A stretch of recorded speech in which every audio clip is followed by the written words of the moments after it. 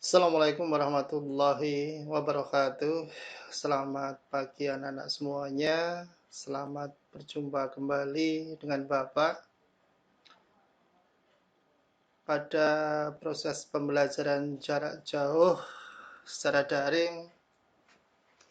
Anak-anak semuanya, pada pertemuan kali ini kita akan membahas pewarisan sifat pada makhluk hidup. Itu ada di bab 3. Di bab 3 baik buku paket maupun di buku pendamping. Anak-anak, sebelum proses pembelajaran kita mulai, marilah kita bersama-sama berdoa terlebih dahulu dengan satu harapan agar proses kegiatan pembelajaran jarak jauh dengan cara daring ini bisa berjalan sesuai dengan harapan yang kita inginkan. Berdoa, mulai.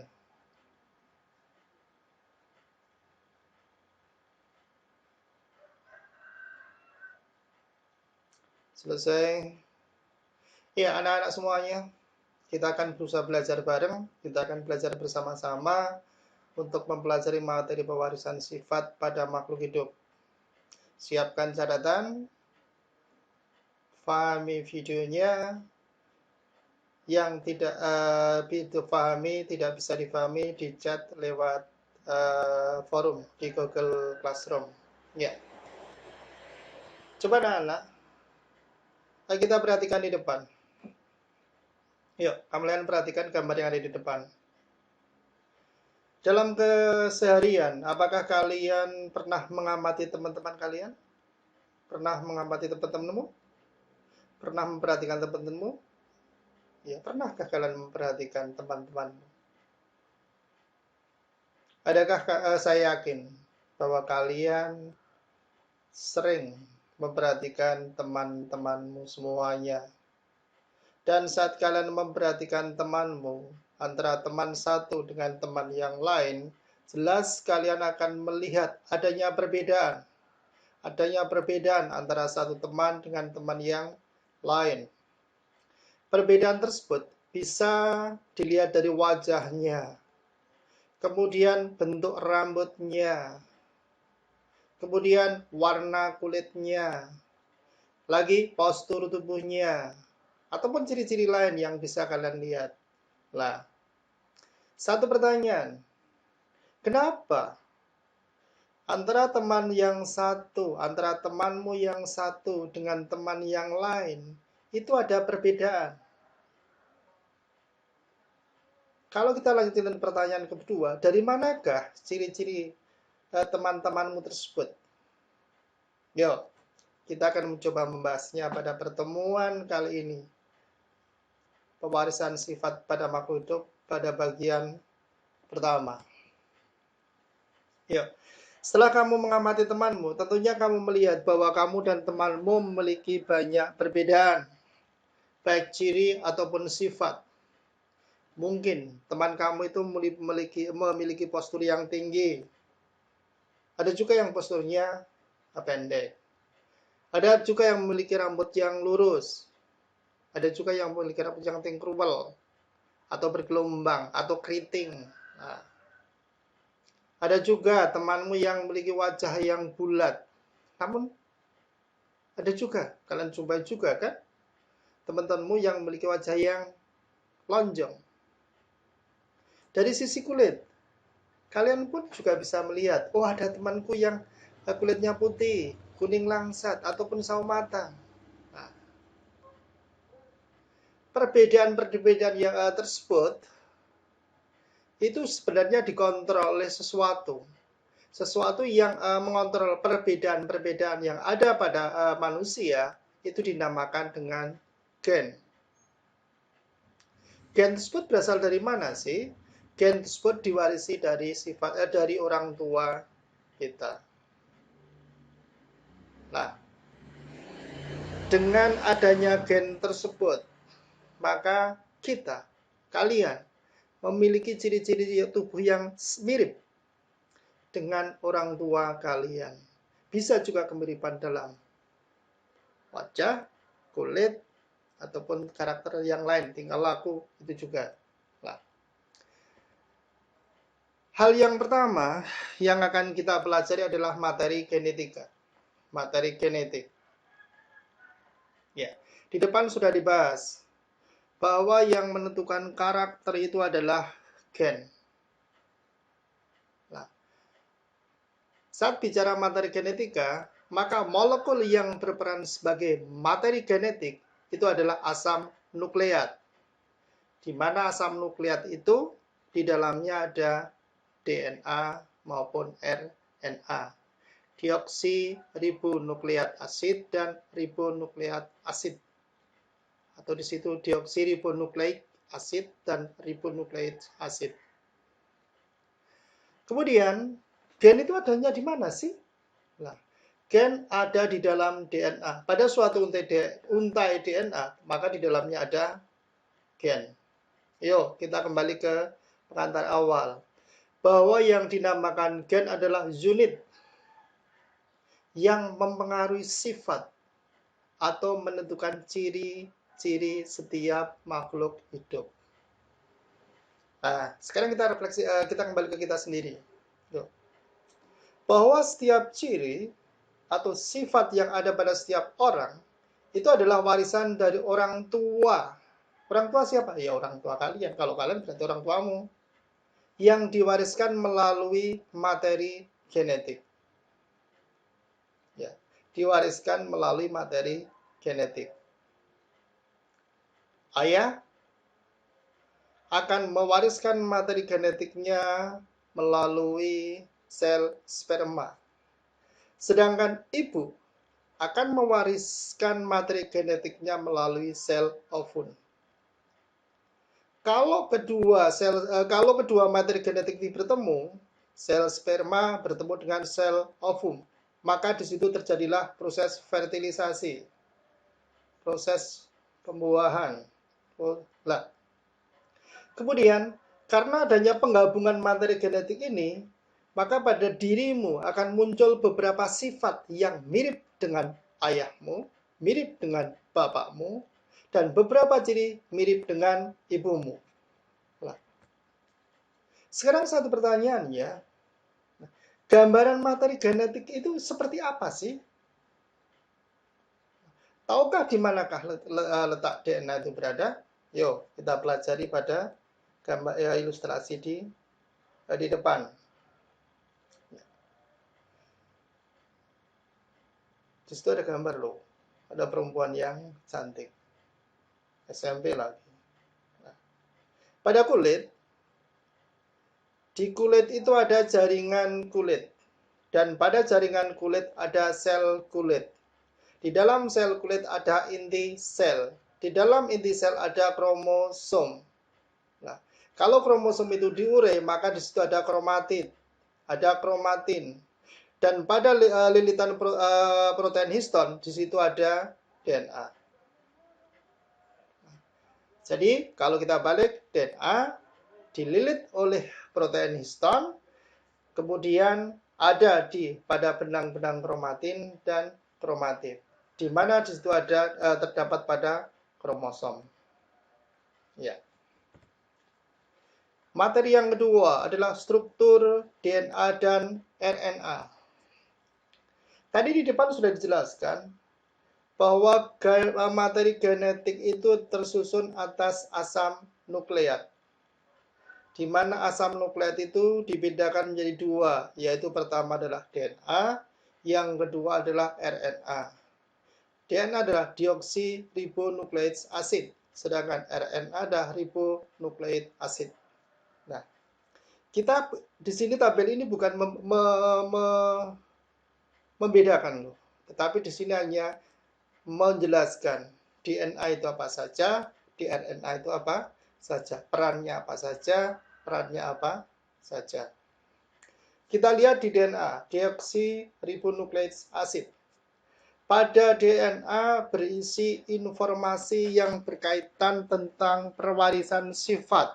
Itu pada DNA. Di dalam DNA tersusun atas 1 gula pentosa, yang kedua basa nitrogen purin, yang ketiga adalah pirimidin, 4 adalah asam fosfat. Nah, saya ulangi, di DNA tersusun dari gula pentosa, basa nitrogen purin, di dalam di sini adalah adenin dan guanin, kemudian pirimidin, di dalamnya ada pirimidin adalah timin dan sitosin serta asam fosfat. Itu DNA.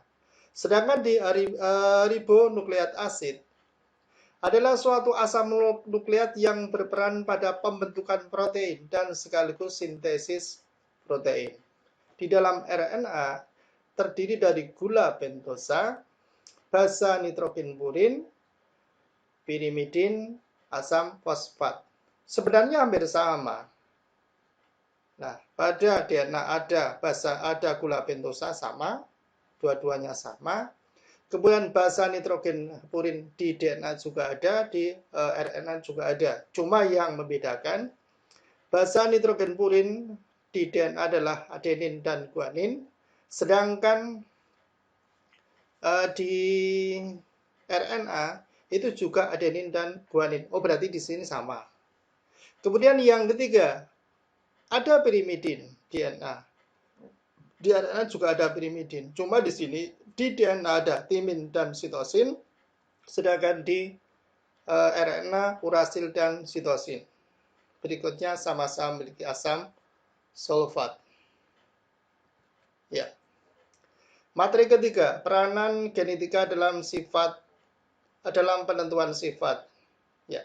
Saat bicara peranan materi genetika dalam penentuan sifat, maka kita akan bicara adanya sifat dominan dan sifat resesif.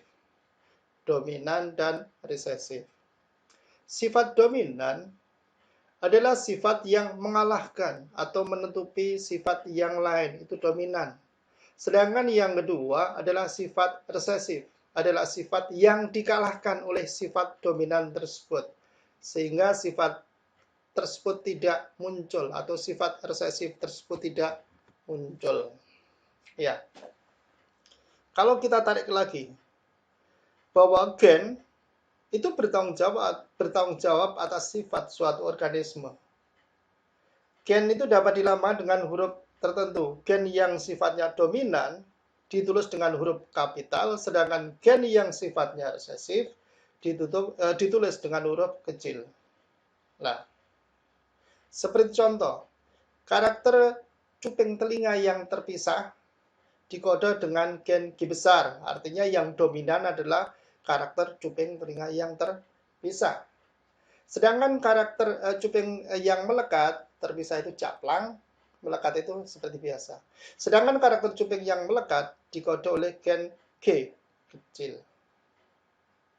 Nah, artinya dengan huruf kecil, artinya resesif. Variasi atau bentuk alternatif dari suatu gen, dalam hal ini adalah G besar dan G kecil, disebut dengan alela. Jadi alela adalah variasi atau bentuk alternatif dari suatu gen.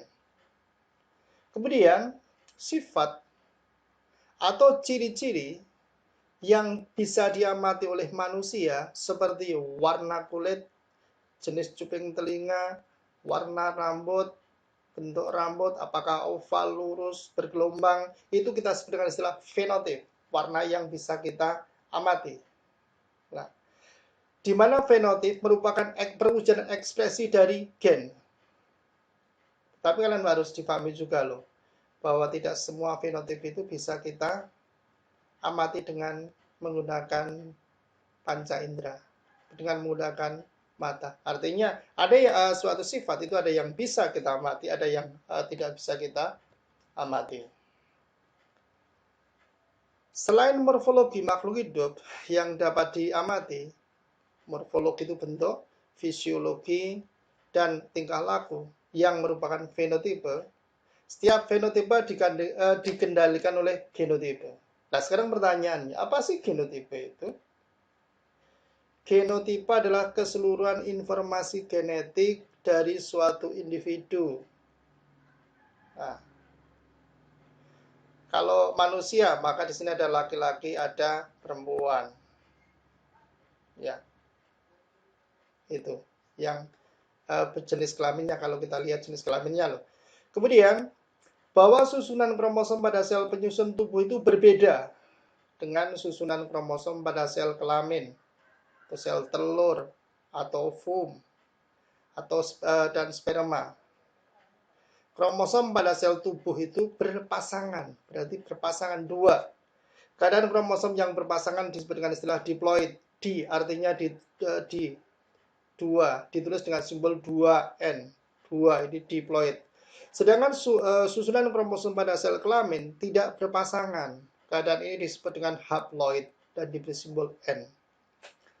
Tarik simpulan, diploid, susunan kromosom, keadaan kromosom yang berpasangan disebut diploid, simbolnya 2N, sedangkan sel kelamin itu adalah pada sel kelamin tidak berpasangan dan disebut dengan istilah haploid, simbolnya adalah N.